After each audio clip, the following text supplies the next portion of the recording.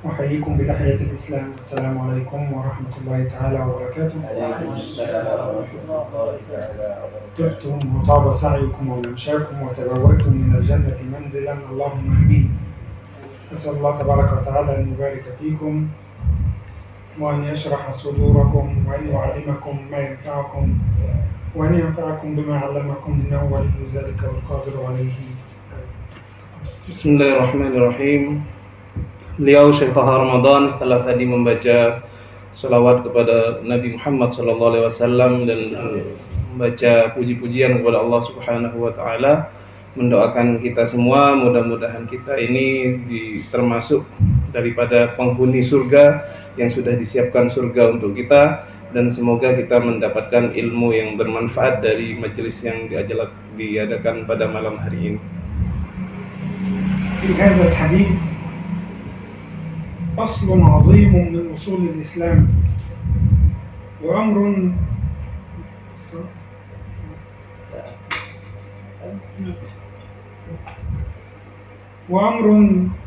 بينه لنا النبي صلى الله عليه وسلم، فرضه الله على نفسه ثم فرضه على عباده، فقال النبي صلى الله عليه وسلم إن الله كتب الإحسان على كل شيء.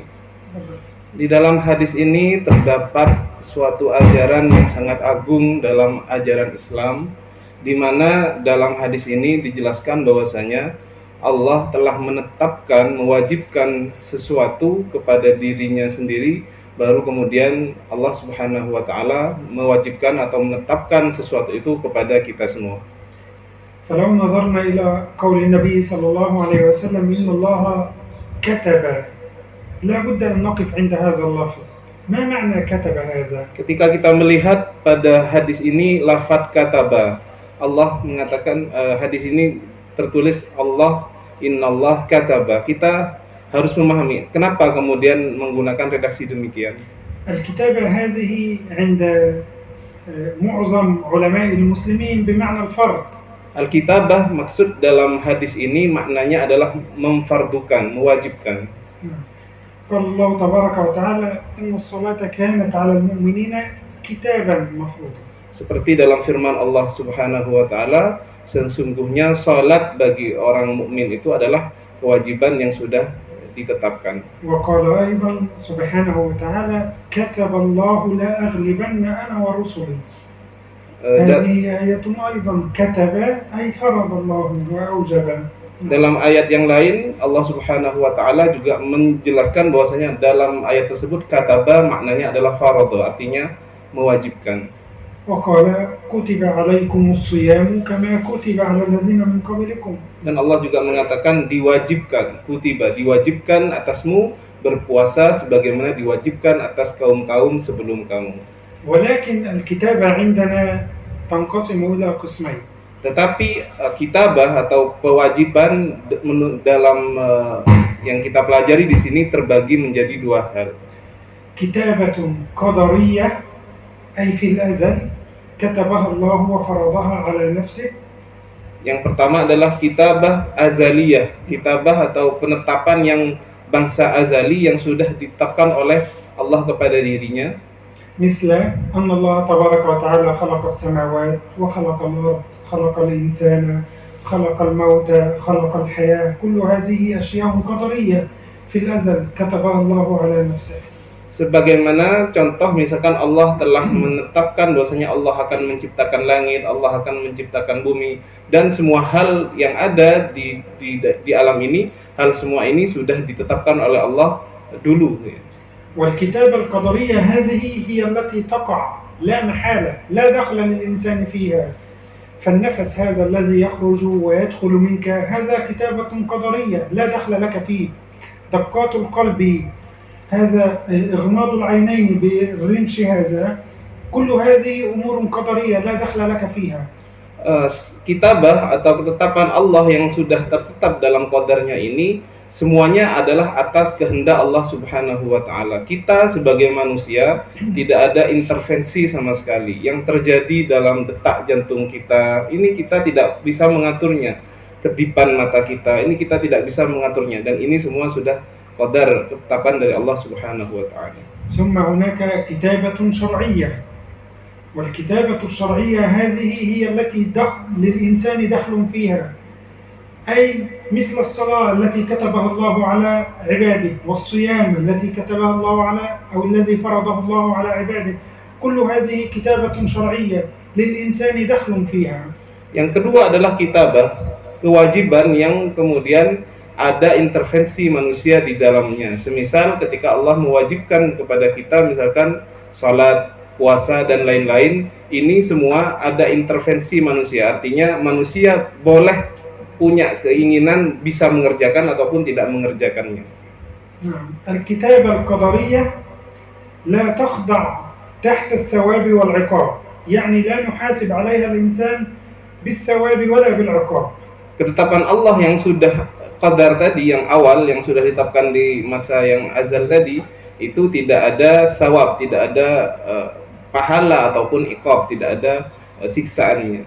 لا يحاسبك الله على دقات القلب، لا يحاسبك الله على جريان الدم في العروق، كل هذه كتابة قدرية. لا يحاسبك الله على لون السماء، على حجم الأرض، على مياه البحار والأنهار، كل هذه كتابة قدرية. Allah tidak akan menghukum kita, tidak akan menghisab kita sebab misalkan detak jantung kita, aliran darah kita, warna langit itu apa, aliran sungai itu bagaimana, itu tidak ada sama sekali hisab kepada kita. لكن الكتابة الشرعية هذه أنت فيها تخضع للثواب والعقاب، فإن صليت وأديت الصلاة أعطاك الله الثواب في الآخرة، وإن لم تصلي عوقبت في الآخرة. فعندما يقول الناس الإنسان مجبر أو مجبر على فعل الأشياء، فنقول لا، مجبر في الكتابة القدرية، في الكتابة الأزلية، أما في الكتابة الشرعية هو مخير، بيدك أنت تصلي وإلا تصلي. Kemudian untuk ketetapan Allah yang syariah tadi yang nomor 2 itu, maka di sini manusia mempunyai intervensi di dalamnya. Kita bisa melaksanakannya atau tidak melaksanakannya. Ada sebagian orang yang mengatakan bahwasanya manusia itu mujbar, manusia itu dia ditentukan begitu, tidak punya ikhtiar sama sekali. Perkataan ini tidak benar. Manusia itu punya ikhtiar. Walaupun kita diwajibkan sholat oleh Allah Subhanahu wa Ta'ala, tapi terserah Anda mau sholat, patuh, taat, ataupun meninggalkan sholat tersebut. ثم عندنا شيء يسمى الإحسان، فلو نظرنا إلى حديث النبي لوجدناه قال إن الله كتب الإحسان على كل شيء. فما معنى الإحسان؟ Dan yang kedua di sini terdapat kata-kata ihsan. Dalam hadis ini ada kata-kata ihsan, bahwasanya Allah menetapkan ihsan atas segala sesuatu, kebaikan atas segala sesuatu. Apa makna daripada ihsan atau kebaikan ini? الإحسان هذا له معنيين. Ihsan ini mempunyai 2 makna. المعنى الأول إيصال النفع والخير إلى الآخرين. Yang pertama adalah menyampaikan kebaikan dan manfaat kepada orang lain. إذن المعنى الأول للإحسان هو إيصال النفع أو إيصال الخير للآخرين. Jadi makna pertama dari ihsan adalah menyampaikan manfaat ataupun kebaikan kepada orang lain. والمعنى الآخر للإحسان هو إتقان الشيء. Adapun makna yang lain dari ihsan adalah itqanu syai'i, yaitu Anda menjadi orang yang profesional dalam segala sesuatu. لو أخذنا المعنى الأول وهو إيصال الخير إلى الآخرين. Andaikan kita memahami dengan makna yang pertama, yaitu menyampaikan kebaikan kepada orang lain, هذا المعنى يطلق على المولى عز وجل ويطلق على غيره. maka dengan makna ini bisa digunakan kepada Allah Subhanahu wa Ta'ala, bisa juga digunakan atau dimutlakkan kepada selain Allah Subhanahu wa Ta'ala. ننظر كتب الله الإحسان على كل شيء، أي أن الله كتب على نفسه أن يحسن كل شيء، بمعنى أن يوصل الخير إلى جميع المخلوقات، وهذا ما نراه بأعيننا في هذه الدنيا. Sebagaimana dalam hadis ini bahwasanya Allah telah menetapkan ihsan, kebaikan atas segala sesuatu, dan ini benar-benar terjadi. Bagaimana Allah Subhanahu wa Ta'ala dalam penciptaan yang kita lihat di alam semesta ini, semuanya ihsan, semuanya dalam keadaan baik. فلو نظرنا إلى جميع ما في الكون، هل خلق الله تبارك وتعالى شيئا وتركه؟ Andaikan kalau kita melihat alam raya ini, apakah ada Allah menciptakan sesuatu kemudian Allah tidak mengurusnya, Allah tinggalkan? لا، الله تبارك وتعالى لم يترك شيئا، بل ساق إلى الإنسان الخير كله، سواء كان الإنسان هذا مسلم أو غير مسلم، يؤمن بالله أو يكفر بالله، الله تبارك وتعالى ساق الخير للجميع.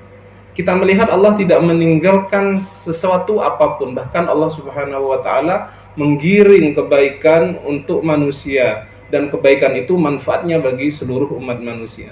نعم، وكذلك في الحيوان الله تبارك وتعالى أوصل إليه الخير، والنبات أيضا الله تبارك وتعالى أوصل إليه الخير، ولا نجد شيئا في الكون جماد أو حيوان أو نبات كل شيء يسبح بحمد الله تبارك وتعالى ويقدم الشكر إلى المولى عز وجل لأن الله أحسن إليه. Bahkan hewan-hewan itu Allah telah memberikan kebaikan-kebaikan kepada mereka. Hewan diberikan makanan-makanan berupa tumbuh-tumbuhan.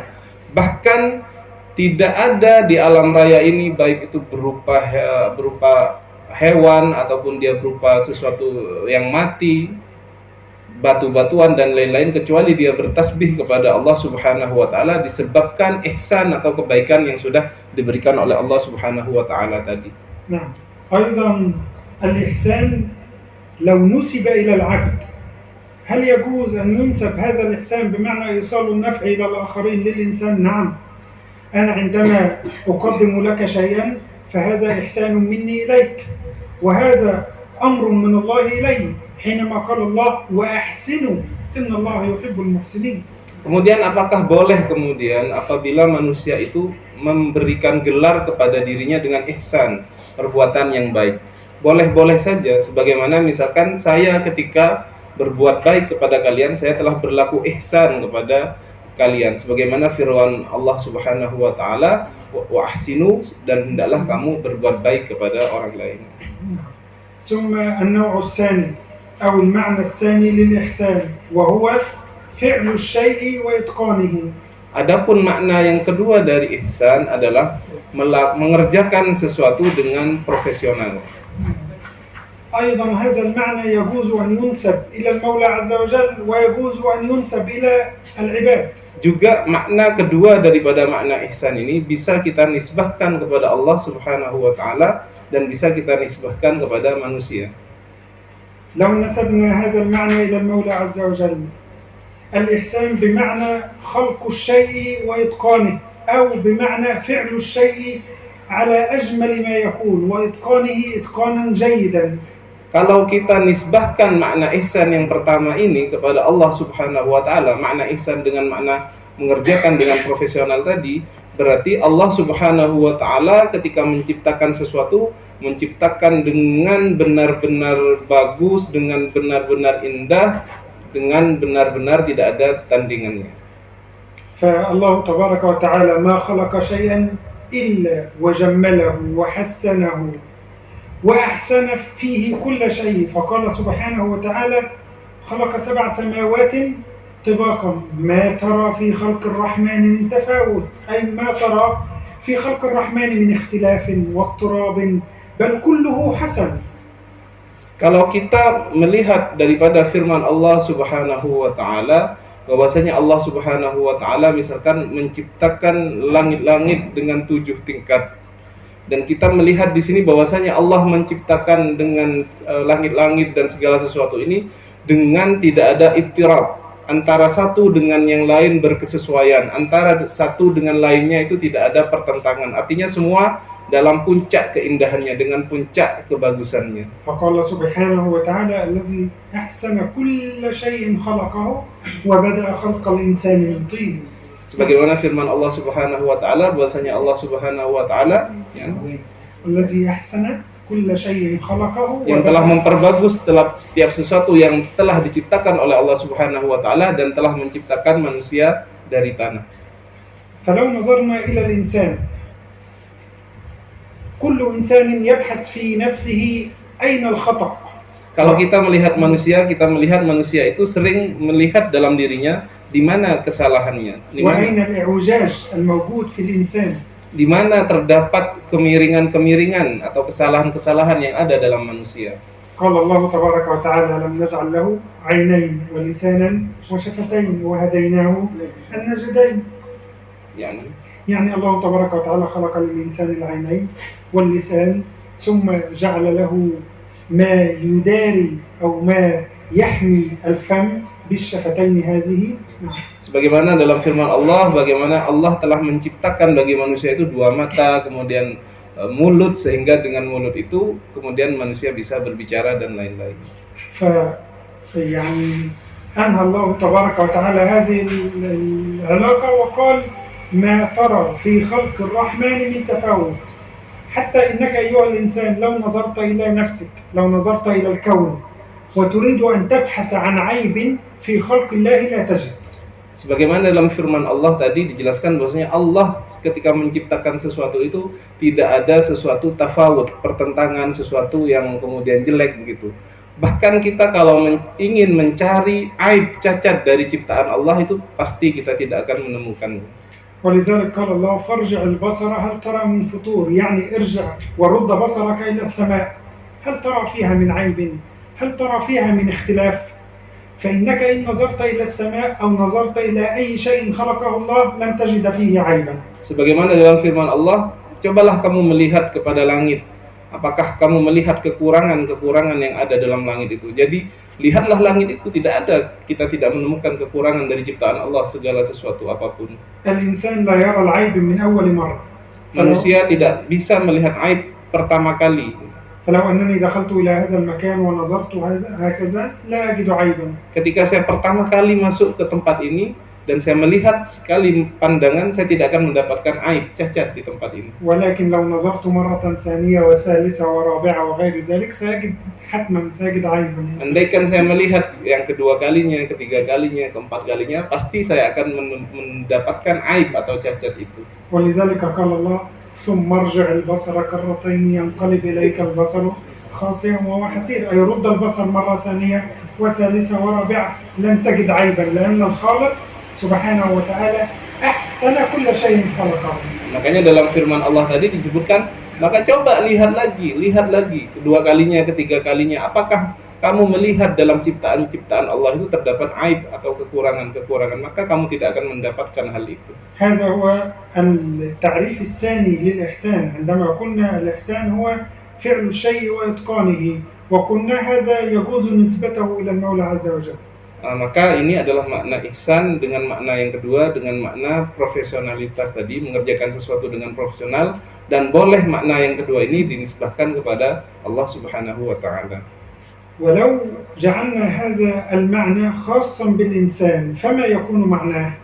Andaikan makna yang kedua, mengerjakan sesuatu dengan profesional ini kita khususkan kepada manusia, kemudian apa makna yang bisa kita ambil? الإحسان عندنا بهذا المعنى الثاني وهو فعل الشيء وإتقانه يرجع إلى أنواع كثيرة إن شاء الله سنذكر بعضها بإذن الله. Maka dengan makna yang kedua, mengerjakan sesuatu dengan profesional ini, maka bisa kita jelaskan dengan macam-macam hal, dan insya Allah akan saya jelaskan pada kesempatan kali ini. الإحسان من باب الطاعات هذا أمر واجب على الإنسان فالله أمرك بأن تطيعه بالصلاة مثلا فيجب عليك وأنت تؤدي الصلاة أن تحسن فيها وأن تؤدي العبادة على أكمل ما يكون. Misalkan profesional atau mengerjakan sesuatu dengan baik dalam ketaatan. Semisal ketika kita melaksanakan sholat misalkan, maka kita melaksanakan sholat tersebut dengan sebaik-baiknya. Itu maksudnya adalah mengerjakannya dengan ihsan. ولذلك أرسل الله تبارك وتعالى نبيه صلى الله عليه وسلم لكي يعلمنا الإحسان في كل شيء. Maka Allah Subhanahu wa taala telah mengutus Nabi Muhammad kepada kita agar mengajarkan kepada kita ihsan, kebaikan dalam segala sesuatu. ولذلك عندما سأل جبريل عليه السلام نبينا صلى الله عليه وسلم ما الإحسان قال أن تعبد الله كأنك تراه فإن لم تكن تراه فإنه يراك. نعم. Maka sebagaimana ketika Sayyidina Jibril bertanya kepada Rasulullah SAW apa yang dimaksud dengan ihsan itu, maka dijawab oleh Nabi, engkau akan seperti engkau menyembah kepada Allah seakan engkau melihatnya, ketika engkau tidak mampu seperti itu, maka yakinlah bahwa Allah melihatmu. فلما دخل النبي صلى الله عليه وسلم المسجد ووجد إنسانا يصلي لكنه لا يحسن الصلاة، ماذا فعل معه النبي؟ عندما جاءه الرجل قال النبي ارجع فصلي فإنك لم تصلي. Maka ketika Nabi Muhammad Shallallahu Alaihi Wasallam masuk kepada masjid dan mendapati seseorang sholat di sana dan sholatnya itu tidak betul begitu, kemudian disuruh oleh Nabi untuk mengulangi daripada sholat tadi itu.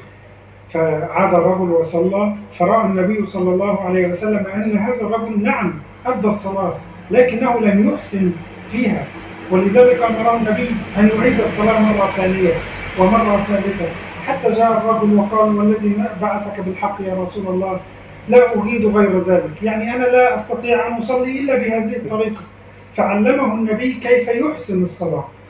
Maka ketika Nabi melihat orang tersebut mengerjakan sholat tetapi cara pengerjaannya itu tidak ihsan, tidak baik, tidak betul, maka Nabi menyuruhnya untuk mengulang daripada sholat tersebut. Diulang kedua kali, diulang ketiga kali, sampai ketika disuruh ulang lagi, orang itu sudah tidak punya jawaban lagi. Ya Rasulullah, ini sudah cara sholat saya nggak tahu lagi gimana mau sholat. Maka setelah orang itu menjawab, maka Rasulullah mengajarkan kepada orang tersebut cara sholat yang baik. أيضا مر النبي صلى الله عليه وسلم على غلام يسلخ الشاة أي يفصل الجلد عن اللحم، ورأى النبي أن هذا الغلام لا يحسن السلخ، فقال النبي تنحى يعني ابتعد حتى أريك كيف تحسن السلخ، فوضع النبي يده بين الجلد واللحم حتى غارت إلى الإبط وفصل الجلد عن اللحم وقال يا غلام هكذا فافعل. Maka bahkan Rasulullah SAW ketika melihat seseorang anak sedang memisahkan hewan sembelihan itu antara daging dan kulitnya, Nabi melihat bahwasanya anak tersebut tidak melakukannya dengan baik. Kemudian Nabi bilang minggir dulu. Kemudian Rasul langsung mencontohkan, dan beliau, kata Syekh Thaha tadi, memasukkan daripada tangan beliau sampai masuk begitu antara daging dan kulit dari hewan binatang tadi, dan dicontohkan cara memisahkan daging dan kulit yang benar kepada anak tersebut. هذا الإحسان من باب الطاعات فيكون فيه يدخل فيه الصلاة والصيام والزكاة والحج وكل شيء أمرنا الله تبارك وتعالى بفعله لابد أن تفعله بإحسان يعني بإتقان. Maka ihsan yang dalam hal ketaatan ini bisa masuk dalam segala hal ibadah-ibadah yang kita lakukan, semisal dalam sholat, dalam zakat, dalam puasa. Maka segala hal ketaatan yang kita lakukan hendaklah kita kerjakan dengan ihsan, artinya dengan baik, dengan benar. ولذلك يعني بين لنا النبي صلى الله عليه وسلم هذا في الصلاة وفي الصيام وقال رب صائم ليس له من صيامه إلا الجوع والعطش. لماذا؟ لأنه لم يحسن في الصيام. Bahkan dalam sebuah hadis Rasulullah menjelaskan bahwasanya tidaklah seorang itu berpuasa kecuali dia mendapatkan lapar dan haus saja. Kenapa sampai ada sabda Nabi orang puasa hanya mendapatkan lapar dan haus? Karena dia tidak ihsan, tidak memberikan ihsan, artinya dia tidak memperbagus daripada puasanya tadi. الإنسان ليس آلة يؤدي العبادة ولكن لابد فيه من صلة بينه وبين خالقه عن طريق النية وعن طريق الإحسان وكل هذا. Manusia itu bukan alat yang kemudian beribadah kepada Allah dengan begitu-begitu saja seperti alat. Tetapi manusia itu ada dimensi hati di mana manusia ketika beribadah kepada Allah maka hatinya itu harus baik dengan niat dan macam-macamnya. ثم الإحسان في باب المحرمات أيضا كما أن هناك إحسان في باب الطاعات هناك إحسان في باب المحرمات وهي أن تبتعد عن كل ما حرمه الله عليك. Demikian juga ketika ada ihsan dalam hal ketaatan, juga ada ihsan dalam hal meninggalkan muharramat, hal-hal yang diharamkan. أن تبتعد عن الزنا، أن تبتعد عن الفواحش ما ظهر منها وما بطن. إنسان يبتعد عن الزنا ولكن يزني بعينه ويزني بلسانه ويزني بأذنه وبأنفه هكذا أخبرنا النبي صلى الله عليه وسلم. Maka manusia ketika ingin meninggalkan kemaksiatan, semisal dia meninggalkan perkara zina, Bisa dia meninggalkan zina yang sesungguhnya, tetapi dikabarkan oleh Rasulullah dia meninggalkan zina yang sesungguhnya, tapi matanya juga berzina, telinganya berzina, yang seperti yang dijelaskan oleh Rasulullah Shallallahu Alaihi Wasallam. ولذلك هناك حديث عن رسول الله صلى الله عليه وسلم حينما قال كتب على ابن آدم حظه ونصيبه من الزنا فهو مدرك ذلك لا محالة، أي أن الإنسان سيزني لا محالة، لا بد أن تزني، فالله كتب عليك الزنا. فاندهش الصحابة وقالوا كيف ذلك يا رسول الله. Sebagaimana dalam hadis Rasulullah SAW menjelaskan bahwasanya Allah telah menetapkan kepada kalian daripada zina, artinya setiap masing-masing kalian akan mendapatkan bagian dari zina itu. Kemudian para sahabat bingung, ya Rasulullah, bagaimana kami bisa melakukan hal zina seperti itu? فالعين تزني وزناها النظر، والأذن تزني وزناها السمع، واللسان يزني وزناه الكلام، واليد تزني وزناها البطش، والفرج يصدق ذلك أو يكذبه. Mata kita berzina ketika dia melihat hal yang haram. Telinga kita melakukan zina ketika dia mendengar sesuatu yang haram. Kemudian tangan kita berzina ketika dia memukul misalkan. Dan itu adalah hal-hal zina yang dilakukan oleh anggota badan kita. ثم هناك الصبر أو الإحسان على المقدورات. ما معنى الإحسان على المقدورات هذا؟ Kemudian yang ketiga adalah al-ihsan, berbuat baik atau profesional dalam al-maqdurat. Apa makna dari al-maqdurat ini? المقدورات هذه هي التي قدرها الله تبارك وتعالى، بمعنى المصائب والابتلاءات والامتحان والاختبار الذي يقع فيه العبد في الدنيا.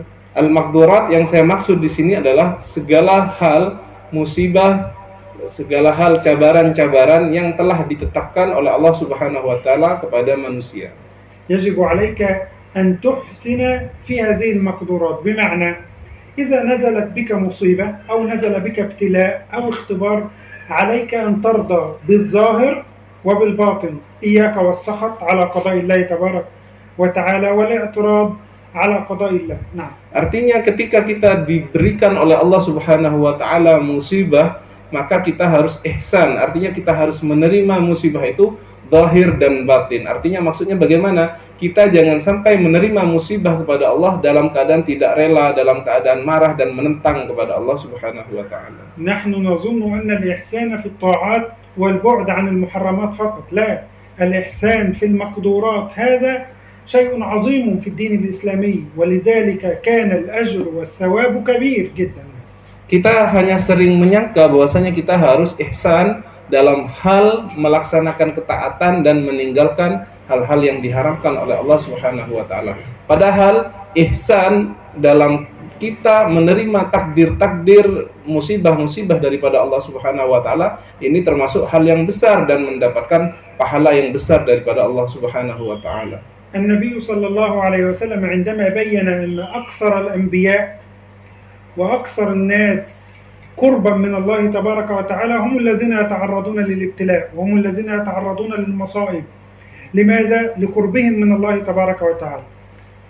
Nabi Muhammad SAW menjelaskan bahwasanya para nabi dan para rasul itu adalah orang-orang yang paling banyak mendapatkan musibah daripada Allah Subhanahu wa taala. Kenapa nabi-nabi sampai mendapatkan musibah dan ibtila semacam itu? Karena dekatnya mereka kepada Allah Subhanahu wa taala. فقال أكثر الناس ابتلاء الأنبياء ثم الأمثل فالأمثل يبتلى المرء على قدر دينه.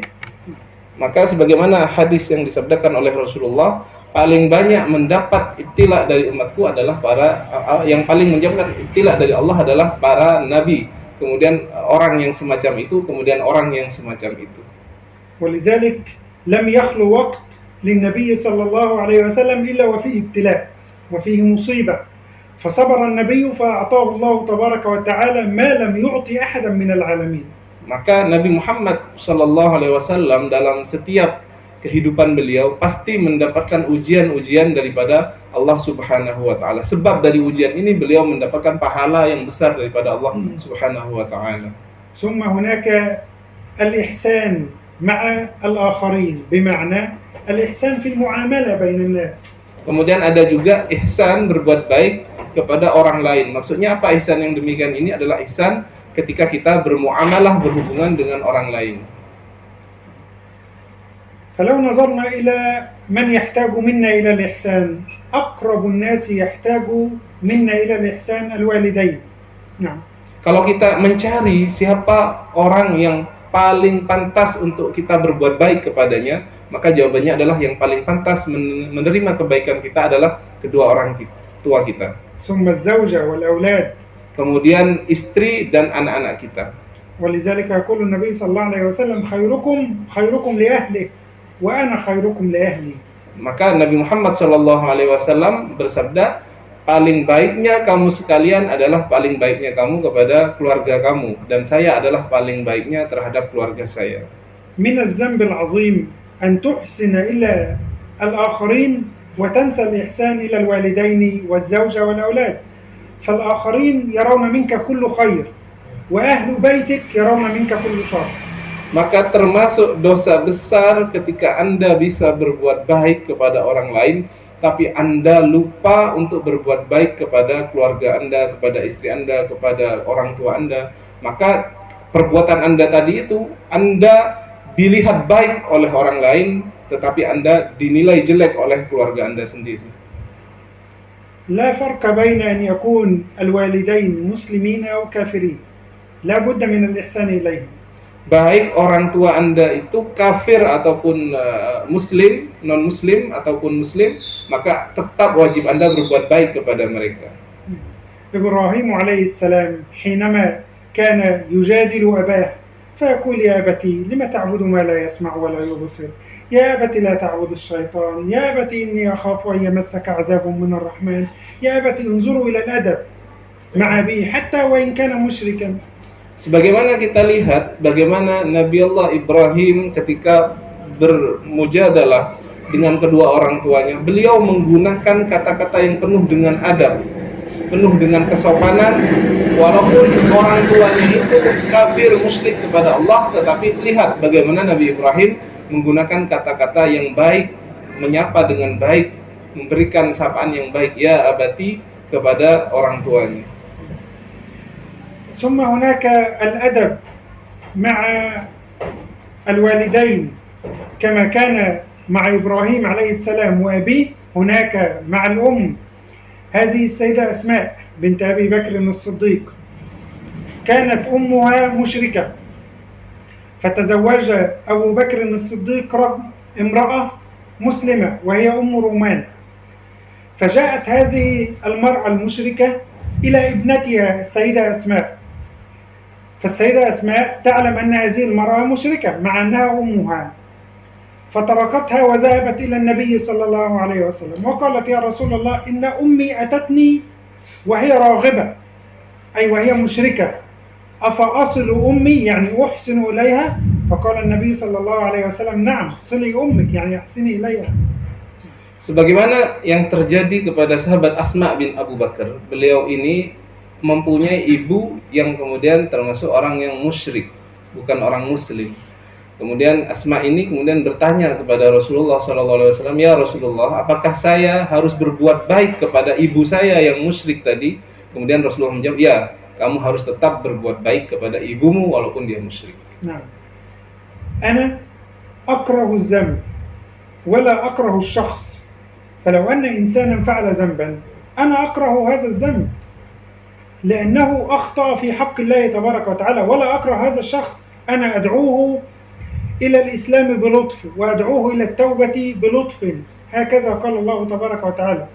Maka ketika seseorang melakukan dosa, yang saya benci adalah dosanya, bukan personal, bukan manusianya. Kenapa? Yang saya benci adalah manusianya, maksud yang saya benci adalah dosanya. Maka ketika saya ingin berdakwah mengajak kepada orang itu, saya mendakwah mengajak orang itu dengan kebaikan sebagaimana dengan cara yang baik sebagaimana telah diajarkan oleh Allah Subhanahu wa taala. ولذلك قال الله تبارك وتعالى لا ينهاكم الله عن الذين لم يقاتلوكم في الدين ولم يخرجوكم من دياركم أن تبروهم وتقسطوا إليهم إن الله يحب المقسطين. Maka Allah Subhanahu wa taala berfirman dalam Al-Qur'an, Allah tidak melarang kamu untuk berbuat baik kepada orang yang tidak memerangi kamu, yang tidak membunuh kamu, yang tidak mengeluarkan kamu dari negara kamu, maka Allah tidak melarang kamu untuk berbaik kepada orang-orang yang demikian itu, walaupun dia musyrik. ثم هناك الإحسان مع الحيوان. Maka ihsan yang ketiga, ihsan yang berikutnya adalah berbuat baik kepada hewan. لو نظرنا لوجدنا أن امرأة دخلت النار لأنها لم تحسن إلى هرة يعني قطة. Maka kita sering mendapatkan cerita bahwasanya ada seorang perempuan masuk neraka disebabkan kucing, berbuat jahat kepada kucing. قال النبي صلى الله عليه وسلم دخلت امرأة النار في هرة حبستها لا هي أطعمتها ولا هي تركتها تأكل من خشاش الأرض. Maka Nabi Muhammad SAW menjelaskan dalam sebuah hadis, seorang perempuan masuk neraka disebabkan karena kucing. Dia menahan kucing tersebut, tidak diberi makan, tetapi kucing tersebut juga tidak dibiarkan untuk mencari makan sendiri. لا بأس أن يعني تجعل عندك قطة تربيها أو غير ذلك، ولكن لابد من الإحسان إليها أو أن تتركها تأكل هي من حشائش يعني من حشائش الأرض وغير ذلك. Maka boleh Anda sekalian ini memelihara kucing, tapi kalau sudah dipelihara, diberi makan itu kucing. Kalau Anda pelihara tapi tidak dibolehkan keluar, maka tidak boleh. Maka bolehkan dia keluar, andaikan tidak dipelihara, bolehkan dia keluar agar dia makan di tempat-tempat yang dia biasa makan. الإحسان إلى الحيوان سبب من أسباب دخولك الجنة. Termasuk dari sebab Anda nanti bisa masuk kepada surga adalah kebaikan Anda terhadap hewan. هذه امرأة باغية أي زانية والعياذ بالله من بني إسرائيل إلا أنها خرجت فوجدت كلبا يلهث الثرى من العطش فسقته فغفر الله لها وأدخلها الجنة. هذه الرواية لرجل والامرأة مع أن الذنب عظيم إلا أن الله عفا وغفر وأدخلها الجنة. بماذا؟ لأنها أحسنت إلى الحيوان. Maka dalam sebuah riwayat kita mendengar bahwasanya ada seorang perempuan dari Bani Israel, seorang zaniyah, seorang pezina. Dia kemudian masuk ke surga disebabkan dia berbuat baik kepada seekor anjing yang kehausan, di mana saking hausnya anjing tersebut menjilat-jilat tanah yang basah. Kemudian diberikan minum anjing tersebut oleh perempuan tadi. Sebab kebaikan perempuan tadi, maka dia dimasukkan ke surga. كثير منا يبحث عن حيوان يلهث الثرى من العطش حتى يسقيه فيدخل الجنة. Maka banyak sekali orang yang mencari anjing-anjing yang semacam itu, yang kehausan, untuk kita beri minum agar kita bisa masuk ke surga. مع أنك تجد في بيتك زوجتك وأولادك والوالدين، هؤلاء لو وضعت لهم الماء فهم أفضل بكثير من الحيوان الذي تعطيه الماء وغير ذلك. إذا كان الله أعطى هذا الفضل لمن سقى حيوانا فكيف بمن سقى الوالدين والزوجة والأولاد وغير ذلك. Maka tidak usah Anda repot-repot untuk mencari anjing yang kehausan. Kenapa? Di rumah Anda ada istri Anda, kedua orang tua Anda, yang itu lebih berhak untuk Anda beri minum. Dan mereka lebih berhak untuk Anda beri minum daripada Anda mencari anjing yang kehausan tadi. Dan pasti mendapatkan pahala yang besar daripada Allah Subhanahu wa ta'ala. ثم بعد ذلك يقول النبي صلى الله عليه وسلم فإذا قتلتم فأحسنوا القتلة وإذا ذبحتم فأحسنوا الذبحة. Maka kelanjutan daripada hadis ini adalah apabila kamu membunuh, maka hendaklah kamu memperbagus dalam membunuh itu, dan kemudian apabila kamu menyembelih hayawan, maka hendaklah kamu menyembelih hayawan tersebut dengan bagus. فإذا قتلتم وإذا ذبحتم ما الفرق بين القتل والذبح؟ Di sini terdapat lafaz qataltum dan dzabahtum. Apa perbedaan dari qataltum sama dzabahtum? القتل في كل ما يؤذي الإنسان يجب قتله. Pembunuhan adalah, yang dimaksud di sini adalah segala sesuatu yang menyakiti daripada manusia. Setiap sesuatu yang menyakiti manusia, maka dia wajib untuk dibunuh. ولا يباح أكله. Dan tidak diperbolehkan untuk dimakan. أما ما يباح أكله ولا يؤذي الإنسان فله الذبح. Adapun yang dibolehkan untuk dibunuh tetapi tidak menyakiti daripada manusia, maka dia disebut dengan menyembelih. فأقول ذبحت الناقة أم قتلت الناقة. Maka yang benar ketika saya mengatakan dalam bahasa Arab, apakah saya dhabahtun naqah, apakah saya menyembelih unta atau qataltun naqah. نعم. فالناقة تؤكل ويحل لحمها ولذلك نذبح أو ما يسمى بالنحر. Unta ini adalah hewan yang halal dan kita boleh menyembelihnya dan menyembelihnya di dalam syariat kita disebut dengan nahar. وهناك الحيوانات التي تؤذي الإنسان قال النبي صلى الله عليه وسلم 5 من الدواب كلهن فاسق يقتلن في الحل والحرام. Adapun yang lain kita sebutkan dia adalah sesuatu yang adapun itu hewan-hewan yang menyakiti manusia dan disebutkan oleh Nabi Muhammad ada 5 jenis hewan yang kemudian dibolehkan untuk dibunuh karena menyakiti manusia. الغراب Al-ghurab yani.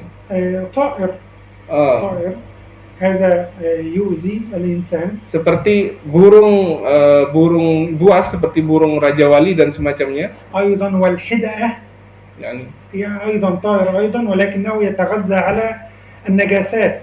dan juga seperti burung pemakan bangkai itu juga tidak boleh. والكلب العقور أي الكلب الذي يؤذي الناس. Dan juga anjing liar yang biasa menyerang manusia. والعقرب Dan juga kalajengking. نعم. ثم أخيرا الفأرة. Kemudian tikus. هؤلاء قال النبي صلى الله عليه وسلم 5 من الدواب كلهن فاسق. ما معنى فاسق؟ يعني يؤذي الإنسان. Maka kelima jenis hewan yang saya sebutkan di sini disebutkan oleh Nabi dengan fasik. Apa makna fasik? Yaitu dia memberikan efek negatif kepada manusia. فإذا أباح الله لك قتل هذه الحيوانات لم يبح لك أن تسيء القتل ولكن يجب عليك أن تحسن في القتل. Walaupun hewan ini menyakiti manusia dan diperbolehkan kita untuk membunuh hewan-hewan ini, tetapi cara membunuhnya juga harus dengan cara yang bagus. عندنا قاعدة شرعية لا بد أن نكتبها. تفضلوا. Silahkan Anda menulis ini, ada kaidah syariah yang akan saya diktekan kepada Anda. القاعدة ما آذى طبعا قتل شرعا أي كل ما يؤذي بطبعه أباح لنا الشرع قتله. فما آذى بطبعه يعني هو من نفسه يؤذي أباح الله لنا قتله. Adapun sesuatu yang kemudian dia memberikan efek negatif kepada manusia, maka diperbolehkan dia untuk dibunuh. تعلمون الوزغ هذا؟ Apakah Anda tahu cicak yang biasa nempel di dinding-dinding itu? هذا يعيش في القاذورات. Cicak ini hidup dalam tempat-tempat yang kotor. لو تركنا الطعام بدون غطاء من الممكن أن يضع سمه في هذا الطعام فيموت الإنسان. Maka kalau kita menaruh makanan tanpa ada penutupnya kemudian dihinggapi oleh cicak ini, bisa saja ada racun yang kemudian kalau dimakan bisa membunuh manusia. فهذا الوزغ يؤذي بطبعه. Maka cicak yang demikian memberikan efek negatif dengan tabiatnya, dengan keadaannya begitu. فلا تحتاج إلى أن تذهب إليه وتضربه حتى يؤذيك. هو بطبعه يؤذي. Maka Anda tidak perlu kemudian mengganggu dia agar dia mengganggu kita, tidak. Maka secara tabiat dia sudah mengganggu manusia. وكذلك الفأرة أي الفأر. Begitupun juga tikus. والثعبان وكل هذه تؤذي بطبعها فأباح لك الشرع قتلها. Maka seperti tikus, ular dan lain-lain ini karena memang secara tabiat dia mengganggu manusia, maka boleh kita membunuhnya. فيجب الإحسان في القتل لهذه الأشياء. Walaupun kita sudah diperbolehkan untuk membunuh hewan-hewan yang demikian, maka membunuhnya juga harus dengan ihsan, dengan kebaikan. ولو نظرنا إلى النبي وهو يقول أن من قتل الوزغ في الضربة الأولى فله 100 حسنة. Maka sebagaimana dalam hadis Nabi, barang siapa yang membunuh daripada cicak dengan satu pukulan, maka dia mendapatkan 100 kebaikan. ومن قتله في المرة الثانية والثالثة فله كذا وكذا من الحسنات أي أقل من الأولى. Maka apabila orang membunuh cicak dengan 2 pukulan, maka dia akan mendapatkan pahala yang di bawah daripada pahala 100 tadi. لماذا من المرة الأولى يأخذ حسنات كثيرة والمرة الثانية والثالثة أقل؟ Kenapa pukulan kepada cicak yang pertama tadi pahalanya 100, sedangkan yang kedua dan yang ketiga pahalanya lebih kecil? لأن هذا من باب الإحسان في القتل. Karena ini termasuk dalam bab atau ihsan dalam membunuh. فلو أخذت شيئا يقتل عادة وضربت به الوزغ فمات، أنت أحسنت إلى الوزغ. Andaikan Anda membunuh cicak dan membunuhnya dengan 1 kali pukulan, maka Anda telah berlaku ihsan terhadap cicak tersebut. نحن نجد في بعض الأشخاص من يمسك الفأر هذا ومن يمسك الوزغ هذا يعذبه قبل أن يقتله. Maka sering saya melihat beberapa orang itu memegang dahulu hewan seperti tikus dan cicak itu, diazab, diganggu terdahulu sebelum dibunuh. Itu nggak boleh. لو أمسك الفأر يعني لا يقتله إلا بعد يوم أو يومين أو 3. لماذا؟ يقول هو مضر فاقتله. يقول لا، أنا لابد أن أعذبه. هذا ليس من الإحسان في القتل. Maka ketika ada orang kemudian menyiksa tikus 2-3 hari, kemudian ditanya, kenapa kamu tidak langsung bunuh saja? Ya, saya siksa dulu baru nanti. Nah, maka yang demikian ini nggak boleh hewan-hewan tersebut disiksa, langsung saja dibunuh. ولذلك مر النبي صلى الله عليه وسلم على رجل يذبح بقرة. Maka suatu hari Nabi Muhammad SAW melihat seseorang sedang menyembelih daripada sapi. وقد وضع قدمه على البقرة وأمسك الحديدة أو السكين الذي يذبح بها وأخذ يحد شفرته أمامها. Kemudian ketika orang tersebut ingin menyembelihnya, kakinya ditaruh di atas sapi tadi, kemudian di depan mata sapi tadi itu dia ngambil pisaunya dan diasah di depan mata sapi itu. فقال النبي صلى الله عليه وسلم أنت تذبحها مرتين. Nabi kemudian bilang, kamu sudah menyembelih dia 2 kali. لذلك يحكي لنا شيخنا فيقول هذه وقعت في مصر، يعني عندنا الغرائب يعني في مصر. Maka katanya Syekh beliau bercerita ketika menceritakan hadis ini, sesuatu yang benar-benar terjadi di Mesir, hal yang aneh yang terjadi di Mesir. فيقول كان هناك رجل أراد أن يضحي، يعني يذبح غنم في عيد الأضحى، فلم يجد مكانا فأخذ الشاة وصعد بها إلى السطح بجوار الطيور هذه، الفراخ، الدجاج وغير ذلك، وذبح أمامهم. فيقول إذا خرج هذا الرجل إلى أعلى السطح الطيور هذه تفر منه.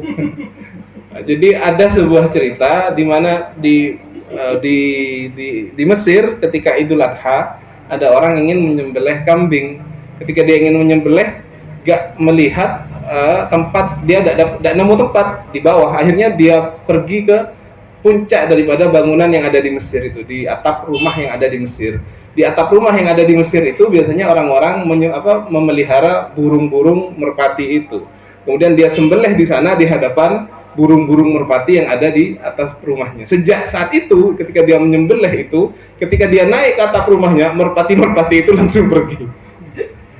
أنا قلت في بداية الكلام أن الإحسان يكون في باب الطاعات وفي باب المحرمات وفي باب المقدورات وفي المعاملة مع الناس وفي الإحسان مع الحيوان. لماذا ترك النبي صلى الله عليه وسلم كل هذا وقال ضرب المثل فقط إذا قتلتم فأحسنوا القتلة وإذا ذبحتم فأحسنوا الذبحة؟ لماذا ضرب المثل بهذين ولم يضرب المثل بهذه الأشياء الأخرى؟ Ketika saya sudah menjelaskan tadi panjang lebar bahwasanya ihsan atau kebaikan itu bisa dalam bab ketaatan, keharaman, kemudian ketika kita bermuamalah dengan manusia, ketika kita memperlakukan hewan dan segala hal yang sudah saya jelaskan, kenapa Nabi Muhammad tidak menjelaskan hal itu semua dalam hadis ini, tetapi hanya menggunakan ibarah fa idza qataltum fa ahsinul qitlah, fa idza dzabhtum fa ahsinul dzibhah. Apa alasannya? لأن الإحسان في هذين لا يكون موجودا غالبا. Karena kata beliau, kebaikan dalam 2 hal ini, yaitu membunuh dan menyembelih ini biasanya tidak ada. ولذلك بين لنا النبي صلى الله عليه وسلم كيفية الذبح، فقال وليحد أحدكم شفرته يعني قبل أن يقدم على الذبح وقبل أن يمسك السكين لا بد أن يكون قد سنها أي أحسنها. Maka karena Nabi melihat kedua hal ini jarang dilakukan oleh manusia, maka beliau memberitahu cara bagaimana orang ketika menyembelih itu menyembelih dengan baik. Bagaimana caranya? Pisaunya ambil, diasah dulu sampai tajam. ثم قال النبي وليرح ذبيحته. ما معنى يرح ذبيحته هذه؟ Kemudian Nabi Muhammad melanjutkan dengan sabda beliau wal yurih dzabihatahu, dan hendaklah dia menyenangkan daripada hewan yang akan dia sembelih. Apa maksud daripada menyenangkan di sini? أن يعرض عليها الماء قبل الذبح يعني يعطي لها الماء قبل أن يذبحها هكذا. Maksudnya adalah Anda beri minum dia hewan yang akan disembelih itu sebelum disembelih. أن يأتي بها إلى مكان الذبح بلطف وبلين وبرفق يعني. Ketika Anda akan menyembelih dia, bawalah dia ke tempat akan disembelih itu dengan lemah lembut. أيضا أن يجعل إمرار السكين أو الشفرة التي يذبح بها بسرعة وبقوة. Kemudian juga ketika Anda sedang menyembelih daripada hewan itu, jadikanlah gerakan-gerakan itu dengan cepat dan dengan penuh kekuatan. فإنك إن فعلت ذلك فقد أحسنت إليها. Maka apabila Anda sudah melakukan itu, Anda telah berbuat baik kepada hewan sembelihan itu. هذه بعض النصائح من سيدنا رسول الله صلى الله عليه وسلم. نكتفي بهذا القدر إن شاء الله حتى لا نطيل عليكم يعني. Inilah nasihat-nasihat yang sudah kita bisa ambil pelajari daripada nasihat-nasihat baginda Nabi Muhammad SAW. Ini saja yang bisa saya sampaikan. Mudah-mudahan bermanfaat. لو كان هناك سؤال تفضل. Alhamdulillah sudah selesai kita